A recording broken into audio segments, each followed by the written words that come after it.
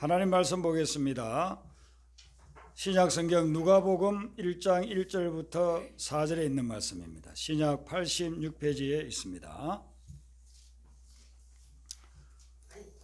신약 86페이지에 있는 누가복음 1장 1절부터 4절 말씀을 교도가도록 하겠습니다. 누가복음 1장 1절부터 4절입니다. 1절 먼저 읽어드리죠. 우리 중에 이루어진 사실에 대하여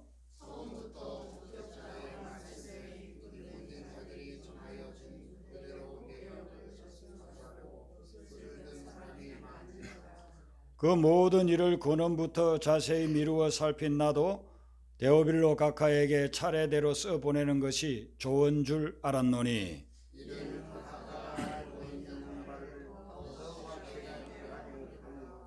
아멘. 사람들은 나이가 들어가는 것을 좋아하지 않는 것 같아요. 젊은 사람들도 그러고 또 연세 드신 분들도 그러고 한 해 한 해 나이가 들어가는 것을 좋아하는 사람은 별로 없는 것 같습니다. 저는 여태까지 나이 들어가는 것을 좋아하는 분은 한 분도 만나본 적 없습니다. 여러분들도 그럴 겁니다. 젊게 살고 싶고 또 건강하게 살고 싶습니다. 그리고 오래오래 살고 싶어 합니다. 제 친구 목사님의 아버님이 저희들이 한 20대 후반, 30대 그때에 병에 걸렸어요. 그래서 저희들이 신방을 가면 아들인데도 불구하고 전도사들이니까 전도사님 하면서 안수기도를 받고 나신 후에 전도사님 제가 5년만 더 살고 싶습니다. 꼭 그렇게 기도 좀 해주세요. 울먹이면서 말씀을 하셨어요. 5년만 더 살고 싶습니다. 좀 그렇게 기도해 주세요. 그래서 저희 친구들 넷이 그날부터 하나님, 우리 친구 아버님, 장로님 지금 중병이 걸려 계시지만은 5년만 더 살게 해주세요. 그 정말 5년 더 사시다가 천국 가셨어요. 또 제가 개척할 때에 저희들이 월세 들어서 사는 그때 전세였네요. 그때는 전세가 많아서 전세 들어서 살고 있는 집주인이 권사님이 있었는데 이 권사님이 몸이 아플 때마다 하시는 말씀이 있어요. 자기가 몇 년 전에 몸이 많이 아팠는데 하나님께 기도했대요. 하나님, 제 5년만 더 살게 해주세요. 그렇게 기도했다는 거예요. 그래서 몸이 아프면 이제 하나님이 데려가실 때가 되나 보다. 자꾸 그 생각을 하십니다. 그래서 저희 집사람하고 둘이 가서 며칠 동안 매일 예배 드리면서 기도했습니다. 그런데 어느 날 이렇게 안수기도를 하는데 기도 마치고 나니까 그 권사님이 그래요. 목사님이 안수기도를 하는데 제 아픈 부위에 아주 뜨끈뜨끈하는 기운이 확 들어왔다가 나갔습니다. 그런데 그분이 안 돌아가시고 아마 지금까지 살아 계실 것 같아요. 제가 돌아가셨다는 연락을 못 듣고 다른 교회를 다니시니까 이제 연락도 못 하고 그러시지만은 우리가 몸이 약할 때는 특별히 더 오래 살고 싶은 그런 마음이 있습니다. 살기가 너무 힘드니까 삶을 포기하는 분들도 있지만 그래도 삶의 나름대로의 열심히 살아온 사람들은요 정말 더 오래 살고 싶어요. 그래서 옛날 사람들은 불로초를 구하러 다녔습니다.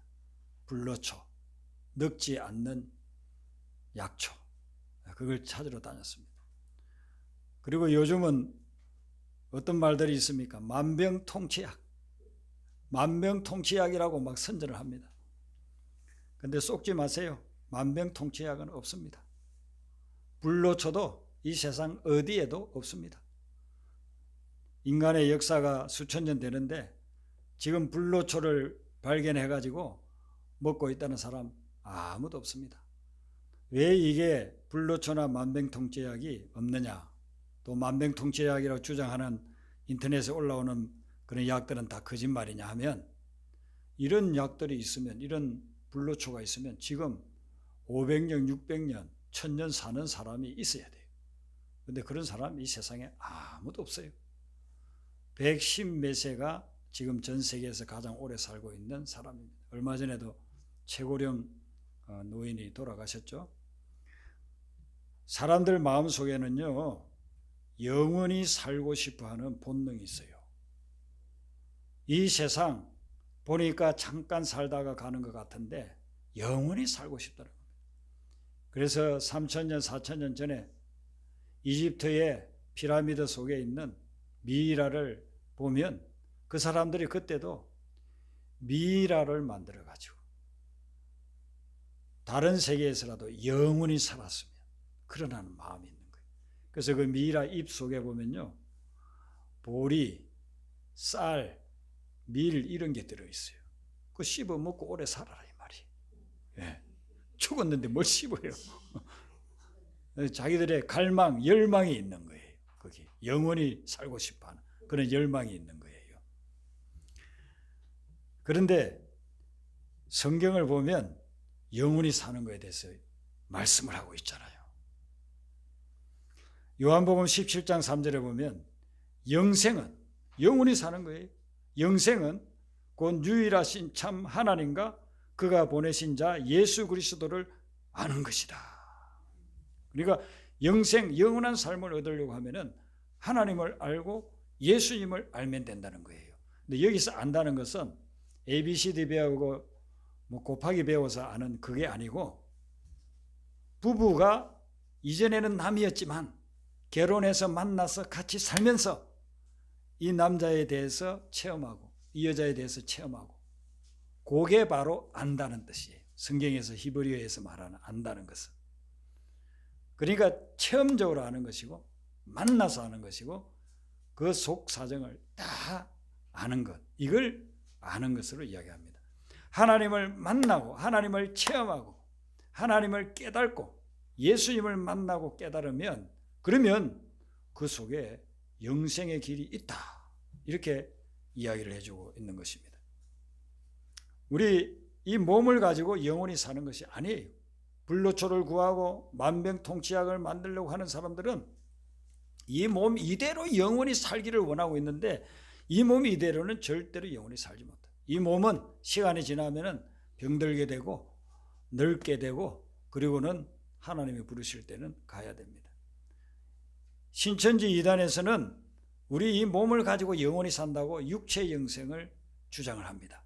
그래서 신천지 골수 분자들을 제가 몇 번 만난 적이 있습니다. 어떤 사람은 교회에서 장로 생활을 오래 하다가 신천지에 미혹되어서 끌려가가지고 거기서 아주 핵심 인물이에요. 네, 핵심 인물이 됐어요. 어떤 사람 그분은 장로교회에서 목사님으로 20년 30년 목회하다가 그 끌려 들어갔어요. 그 미혹을 받고 들어가가지고 배운 게 있으니까 신천지 교리를 해가지고서는 강사야, 강사. 유명 강사가 됐는데 그 양반을 제가 만나가지고 몇 시간 동안 이야기한 적이 있습니다. 그러면서 제가 물었어요. 육체 영생을 주장하는데 성경에 그런 말이 어디 있냐? 성경의 인물들도 다 육체 영생 못하고, 만약에 육체 영생이면 지금 육체 영생을 하고 있는 아브라함이나 모세나 이런 사람도 있어야 될 거 아니냐? 없어요. 그런데 이만희는 교묘하게 이것을 육체 영생을 주장해가지고 그렇게 미혹하고 있는 것입니다. 그런데 지금 신천지에서 탈퇴하는 사람들이 많이 있어요. 왜 그러냐? 그렇게 열심히 하는 집화장이라고 있는데 그런 사람들 보니까 적어도 그 사람들은 영생을 해야 되는데 병 걸려서 죽더라 이거예요. 그러니까 이게 잘못된 미혹의 교리구나. 그렇게 해서 탈퇴하는 사람들이 있다는 것입니다. 성경에서는 분명히 이야기합니다. 고린도전서 15장 42절에 보면 죽은 자의 부활도 그와 같으니 썩을 것으로 심고 썩지 아니할 것으로 다시 산다. 그래서 우리 육신은요 썩을 것이에요. 우리 육신은 썩는 것입니다. 그래서 썩지 않을 것은 부활체, 부활의 몸입니다. 그 부활의 몸으로 우리가 다시 산다는 것입니다. 그걸 이야기를 하고 있습니다. 오늘 우리가 누가복음을 읽었는데 누가복음은 우리에게 영생을 주시는 그 예수님에 대해서 말씀하고 있는 거예요. 예수님이 어떤 분인지, 예수님을 믿으면 우리가 영생을 얻게 되는데 그 예수님은 어떤 분인지 그것을 이야기를 하고 있습니다. 이 누가복음을 기록한 분은 누가인데 원래 의사였어요. 의사는 그냥 어떤 사물을 볼 때, 사람을 볼 때 그냥 함부로 이렇게 보지 않아요. 아주 객관적으로 타당성 있게 그렇게 보는 사람들이 의사입니다. 그러니까 의사는 이렇게 환자를 딱 보면은 무슨 병에 걸렸는지, 몸은 어느 정도 건강한지 딱 진단을 내리잖아요. 그걸 진단을 정확하게 내리는 의사가 명의예요. 그 진단이 정확해야, 그래야 그 사람을 고칠 수도 있고 아니면 자기 힘으로는 고치지 못한다. 그런 분들. 의사들도 못 고치는 병들이 많이 있어요. 그래서 한국에도 유명한 그 폐암 전문의도 자기가 폐암 걸려서 돌아가셨다니까. 유명한 위암 전문인데 그분도 위암 걸려서 돌아가요. 의사들이 수술하고 나면 막 스트레스 받고 그 마음이 불안하고 그러잖아요. 그러니까 막 술을 많이 마신대, 의사들이. 제 친구도 의사가 한 명 있는데 이 친구가 교회를 다니는데도 수술하고 나면요 못 견뎌가지고 막 술 마시고 그랬대. 지금은 끊었는지 모르겠지만 이 30대 40대에서는 수술하고 나면은 꼭 술을 마셨다고 그래요. 그러니까 의사들이 그 얼마나 힘들겠습니까? 그런데 의사들의 그 장점은 뭐냐면은 그것을 객관적으로 보는 거예요. 무슨 병에 걸렸는지, 무슨 병에서 이렇게 회복되고 있는지 그걸 정확하게 봐주잖아요. 그 누가가 그런 관점을 가지고 성경을 기록했으니까 이 객관적인 것, 이성적인 걸 좋아하는 그런 분들은 누가복음을 읽으면 그 속에서 예수님이 어떤 분인지를 우리가 발견해낼 수가 있다는 것입니다. 이 수신자는 누구냐 하면은 3절에 보니까 데오빌로 가카라고 했습니다. 근데 데오빌로 가카라고 하는 이 데오빌로라고 하는 사람은 사도행전과 누가복음의 이름만 나오지 전혀 다른 데는 나오질 않습니다. 그래서 누군지 몰라요. 데오빌로가 어떤 분인지는 모릅니다. 모르는데 이 이름의 뜻이 뭐냐면은 하나님의 친구란 뜻이에요. 데오는 하나님, 빌로는 필레오라는 거예요. 친구. 그런데 이게 또 사랑이라는 말도 있어요. 그래서 데오빌로는 하나님의 친구, 하나님의 사랑을 받는 자란 뜻입니다. 그러니까 이런 의미를 가지고 있는 사람에게 이 편지를 보낸다. 보면은 우리 모든 하나님 믿는 성도들은요 하나님의 친구고 하나님의 사랑을 받는 사람이에요. 그래서 아브라함도 하나님과 친구처럼, 모세도 하나님과 친구처럼, 예수님도 우리를 친구로 여기잖아요. 그래서 우리 성도들에게, 모든 성도들에게 보내는 말씀이라 이렇게 보면 돼요. 성경 전체가 다 그러지만 누가복음은 특별히 하나님의 사랑을 받는 사람에게 이 복음서를 보내고 있다 이렇게 볼 수 있습니다. 그럼 왜 이 복음서를 기록했는가? 마태복음도 있고 마가복음도 있는데 왜 또 누가복음까지 기록했는가? 요한복음은 이제 그 이후에 한 20-30년 후에 기록된 거예요. 이미 복음서들이 있는데 왜 또 기록했는가? 4절에 보시면 그 기록한 목적이 나옵니다. 이는 각하가 알고 있는 바를 더 확실하게 하려 함이로라 그랬습니다. 자, 이미 예수님에 대해서 듣고 있는 바가 있어요. 여기 알고 있는 것은요 들어서 아는 거예요. 누가 설교할 때, 누가 간증할 때, 누가 가르쳐 줄 때 그때 들어서 알고 있는 예수님, 그 예수님에 대한 것을 더 확실하게 하려고 이 성경을 기록을 했다라고 이야기를 하고 있는 것입니다. 그러니까 우리가 성경 속으로 들어가면 우리의 믿음이 더 확실해져요. 우리가 알고 있는 진리에 대한 깨우침이 더 확실해지는 거예요. 그래서 우리가 성경을 자주 읽어야 돼요. 중국의 공자는요 평생 주장한 것이 뭐냐면은 배우라, 배우고 또 배우라. 나이 많은 사람에게도 배우고 어린 아이에게도 배우라. 평생 배우라고 그렇게 강조했대요. 우리 성경에 있는 말씀하고도 통하는 게 있지 않습니까? 그래서 우리는 계속해서 하나님에 대해서, 예수님에 대해서 배워야 되는 거예요. YM이라고 하는 선교단체가 있습니다. 이 선교단체 한국에서는 예수전도단이라고 그렇게 칭하죠. 이 YM을 로넨 크니맹이라고 하는 분이 지금부터 64년 전 1960년에 선교단체를 세웠습니다. 이 선교단체가 급속하게 전 세계에 복음을 전거해서 지금은 현존하는 세계에서 가장 큰 선교단체로 그렇게 인정되고 있습니다. 135개국에 지부를 세우고 또 한 나라의 지부가 여러 개 있는 곳들도 많이 있기 때문에 그 지부가 900개나 된다고 합니다. 엄청나잖아요. 그리고 그 지부에서 사역하는 전임 사역자, 일시적으로 파타임으로 사역하는 분들 아니고 전임 사역자, 전임 사역자만 16,000명이나 된다고 합니다. 그러니까 얼마나 방대한 선교단체입니까? 이 선교단체가 처음에 세울 때 표어를 정했습니다. 자기들이 추구하는 비전, 그것을 세웠습니다. 그게 뭐냐면은 하나님을 알고 하나님을 알리라, 그런 말이에요. 영어로 원래 이제 그 로렌 크닝이 만들었는데 제가 한국어로 번역해 드린 거고, 영어로도 뭐 어렵지 않아요. 중학생도 이해할 수 있어요. 영어로 이렇게 돼 있어요. To know God and make Him known, 이 말이에요. 그러니까 하나님을 알고 하나님을 알려주게, 하나님을 알게끔 그렇게 만들어요.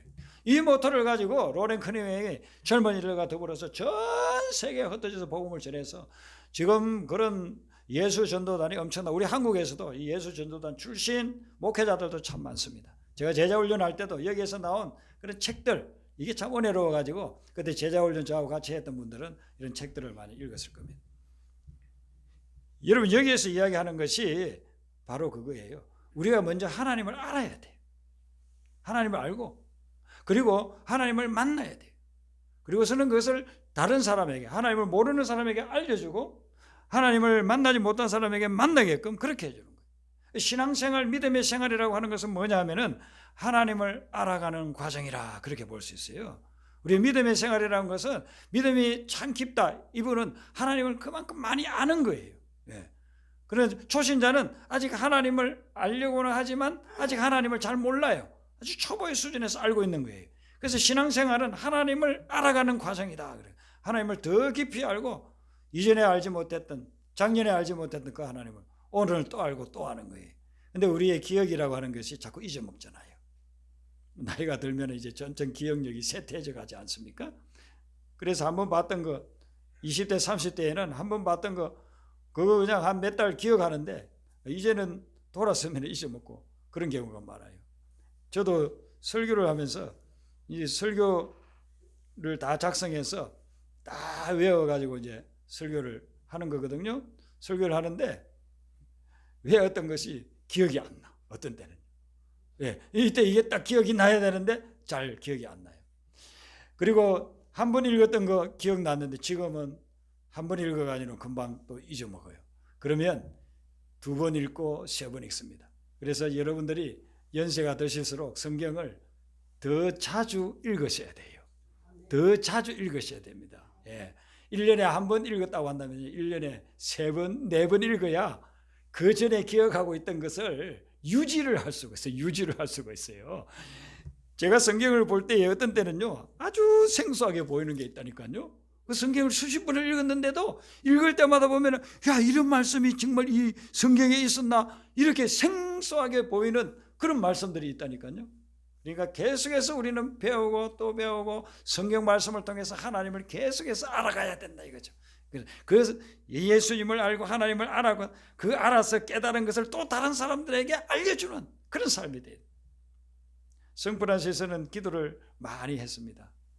그래서 어떤 사람이 프란시스를 만나러 왔는데 기도를 하고 있다고 해서 지금은 만날 수 있다고, 기도 끝나야 만날 수 있다고 해서, 그리고 어디서 기도하시냐 했더니 저 산 위에서 기도한다고.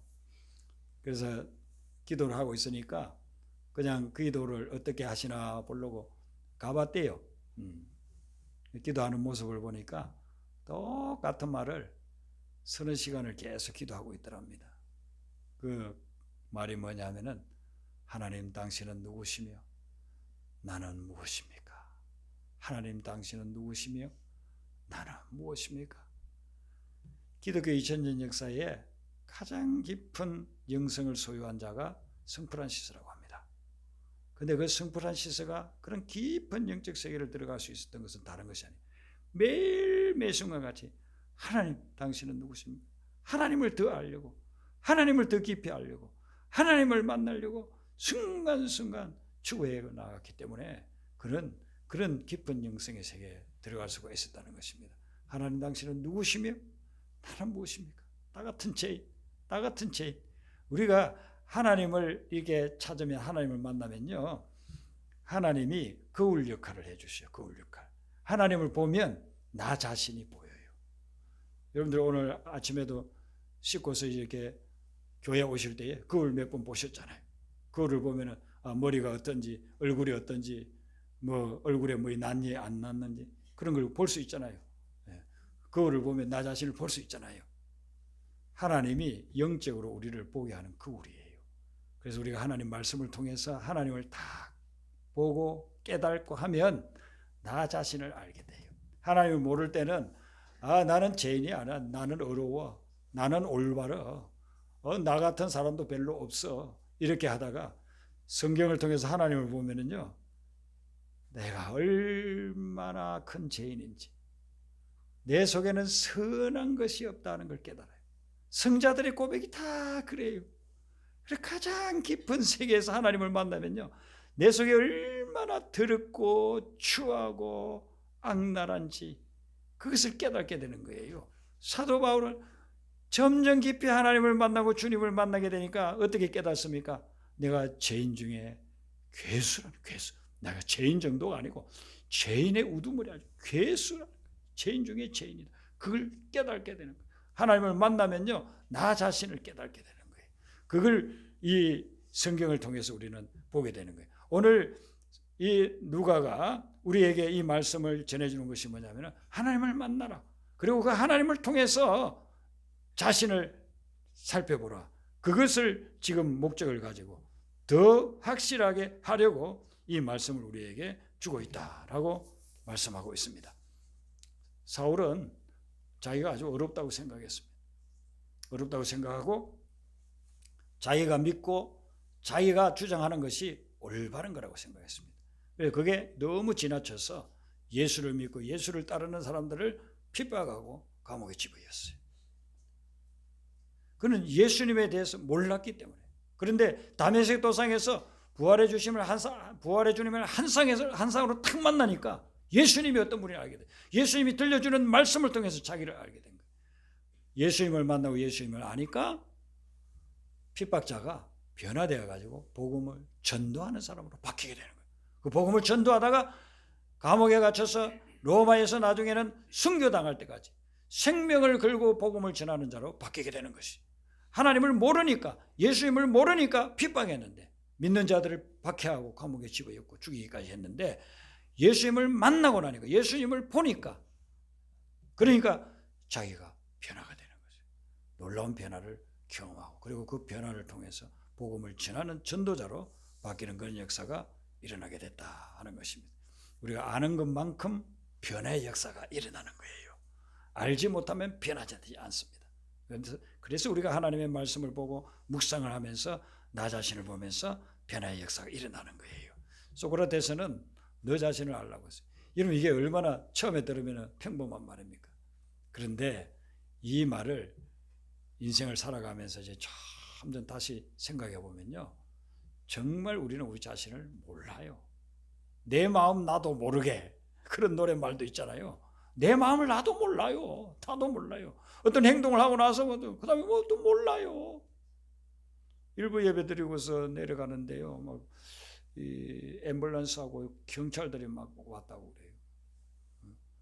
그래서 무슨 일인가 이제 알아보니까 그 여자 청년이 거기 편의점에서 칼을 2자루를 샀대요. 그래서 그 주인이 물을 때 왜 칼을 사냐고, 뭐 웃으면서 내가 뭐 쓸 데가 있어서 그러다고 하면서, 그리고서는 나가가지고서는 바로 칼로 자기 손목을 잘라 그었다는 거. 그래가지고 주인이 놀래가지고 경찰을 불러가지고 그 조처를 했다고 그래요. 예수가 없으니까 한참 열심히 살아가야 될 그 청년이, 그 여청이 삶에 대한 그런 해이를 느꼈어요. 우리 눈앞에 보이는 그런 사건이 이런 정도 일어날 정도, 보이지 않는 사건들은 얼마나 많이 일어나고 있겠습니까? 예수를 모르니까, 하나님을 모르니까 이 삶에 대한, 이 세상의 삶에 대한 희망과 소망이 없는 거예요. 그래서 그것을 젊은 사람이 그런 아침에 그런 난리를 피웠다고 들었습니다. 예수님을 알고 하나님을 알 때에 거기에 우리의 삶에 희망이 있는 줄로 믿습니다. 네. 리차드 범브란트라고 하는 목사님이 있는데 이분은 루마니아 사람입니다. 근데 유대계 루마니아 사람이에요. 유대인들은 다 하나님을 믿잖아요. 구약의 하나님을 믿는데 이 사람은 하나님을 믿지 않습니다. 태어나서 1살도 못 되어가지고 고아가 됐습니다. 다른 친척집에서 자랐습니다. 루마니아 지금도 못 살지만 그전에도 못 살았습니다. 아주 가난하고 비참하게 사니까 하나님은 존재하지 않는다. 무신론자가 되었습니다. 그러다가 26살 되었을 때에 어느 마을에 갔는데 산골 마을에 갔는데 그 할아버지를 만났습니다.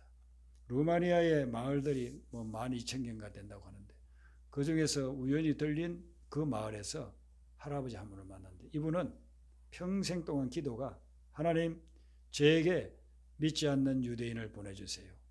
그를 전도하겠습니다. 그렇게 기도했던 분이. 근데 그분을 만나가지고 이야기를 듣는 가운데서 이분이 예수님을 만나게 됩니다.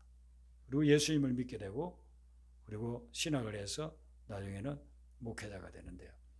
1945년에 2차 대전이 끝나고 공산당들이 들어와가지고 정권을 잡으면서 예수 믿는 사람들을 박해하기 시작했습니다. 말로서 안 들으면은 고문하고 그것도 안 되면은 감옥에 집어넣고 그렇게 했습니다. 많은 사람들이 예수 믿겠다는 그 일념 때문에 죽임을 당하기도 했습니다. 이분도 잡혀 들어가가지고 엄청난 고문을 당했습니다. 1948년에 들어가가지고 거기서 8년 동안 많은 고문을 당했습니다. 거꾸로 매달아 놓고 두들겨 패기도 하고 물에 집어넣고서는 죽기 일보 직전에 꺼내기도 하고 그렇게 하면서 이분이 이제 나중에 거기서 8년 동안 수감돼 있다가 나와가지고 한 3년 정도 있었는데 나오자마자 또 지하교회를 세워가지고 복음을 전하고 그랬어요. 그러니까 다시 또 잡아가. 그리고 한 6년 동안 또 투옥되어가지고 온갖 고문을 당하다가 이제 나중에 풀려서 미국으로 갔습니다. 미국에 가가지고 상하 양원 그 우리로 치면 국회의원들 앞에서요 자기 위통을 다 벗어 내가 이런 고문을 당했습니다. 예수님 믿는 것 때문에 이런 고문을 당했습니다. 그런데 12군데가 칼 자국들 칼로 막 살을 베어가지고 그리고 18군데는 불로 지진 화상들 그래가지고 미국의 상하 양원 의원들이요 그걸 보면서 통곡을 했습니다. 어떻게 사람을 이렇게까지 할 수 있나. 루마니아 공산정권을 아주 흔들 수 있는 그런 엄청난 간정을 한 거예요. 그래서 루마니아 공산정권은 암살 1호 대상이 범브란트 목사님이었습니다. 근데 이분이 그 감옥에 있을 때 그것을 글로 써냈거든요. 그래서 하나님의 지하운동이라는 책에 나와 있는데 그 중에 나오는 이야기가 그래요. 자기가 감옥에 들어가서 수감 생활을 하는데 어느 날 새로운 수감자가 왔대요.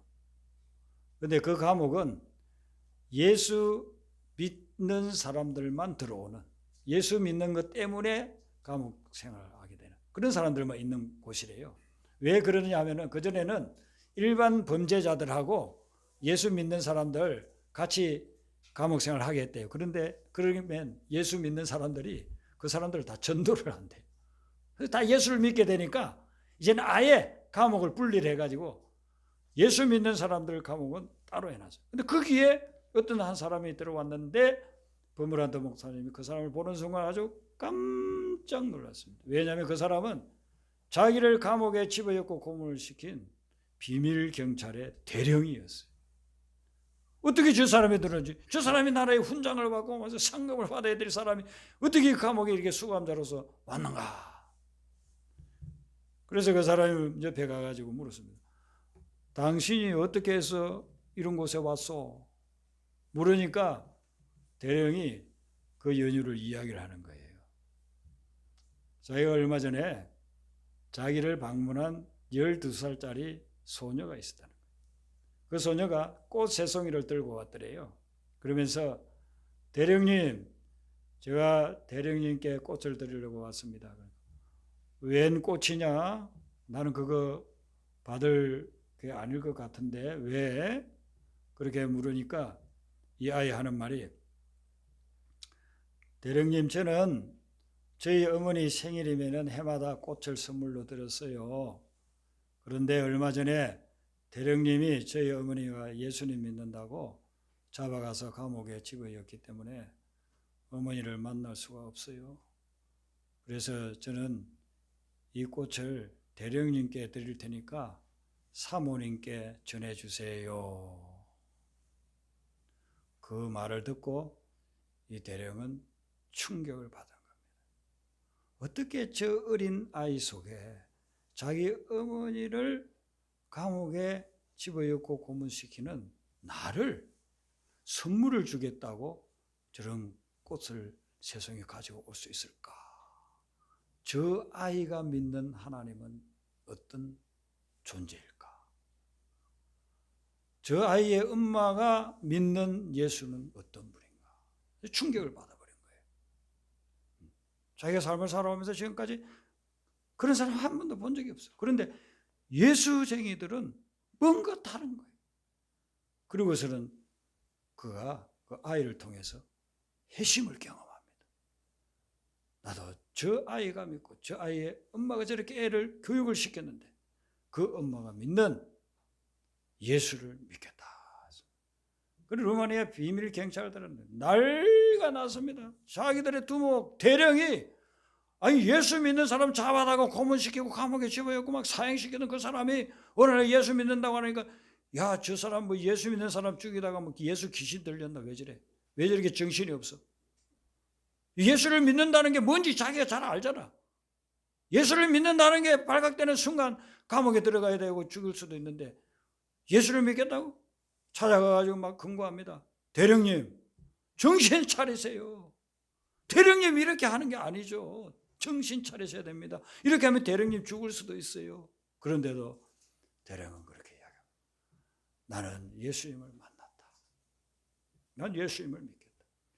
그래서 그 부하들이 그 대령을 감옥에 집어넣은 겁니다. 어린아이가 원수인 자기를 사랑해서 그 꽃을 들고 온 그 모습에 이 사람의 그 불신, 그것이 다 무너져 내리고 그 아이를 통해서 예수님을 만나게 된 거예요. 그래서 예수님을 알게 된 거예요.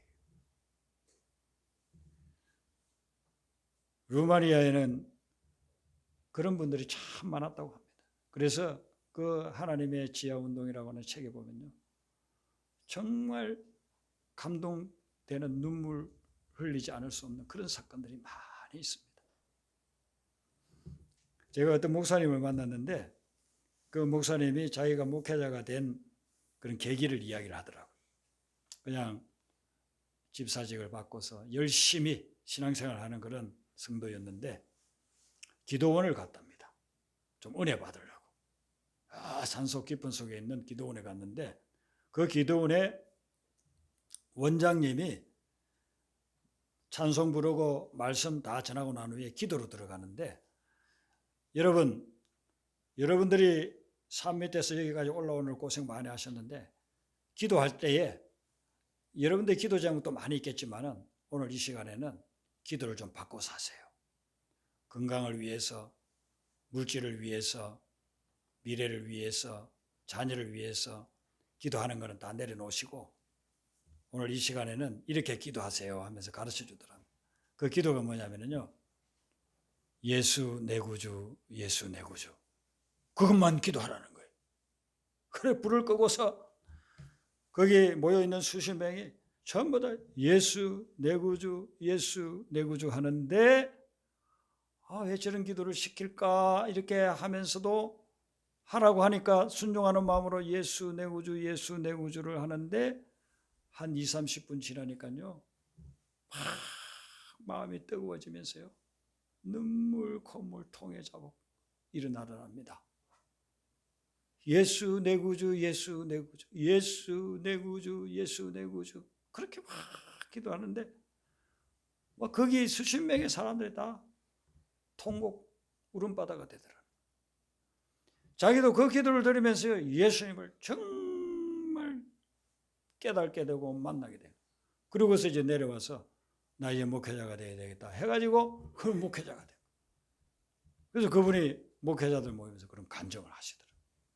그래서 제가 그 이야기를 듣고 저도 기도 시간에 이제 한번 해봤어요. 예수 내 구주, 예수 내 구주 하는데요. 5분도 안 됐어요. 막 통곡이 터져나와. 예수 내 구주, 예수 내 구주. 통곡이 터져나와. 그래서 저도 종종 제가 혼자 기도할 때에 예수 내 구주 기도를 드립니다. 예수 내 구주, 예수 내 구주. 예수님이 나의 구주시다. 예수님은 누구신데 나 같은 죄인을 위해서 십자가 지시고 나를 구원해 주셨는가. 예수 내 구주, 예수 내 구주. 여러분들이 이번 한 주간도 예수님을 더 깊이 알아가게 되시기를 바랍니다. 예수님을 더 깊이 만나게 되시기를 바랍니다. 우리 아까 불렀던 찬송 부르겠습니다. 복음성가 29장입니다.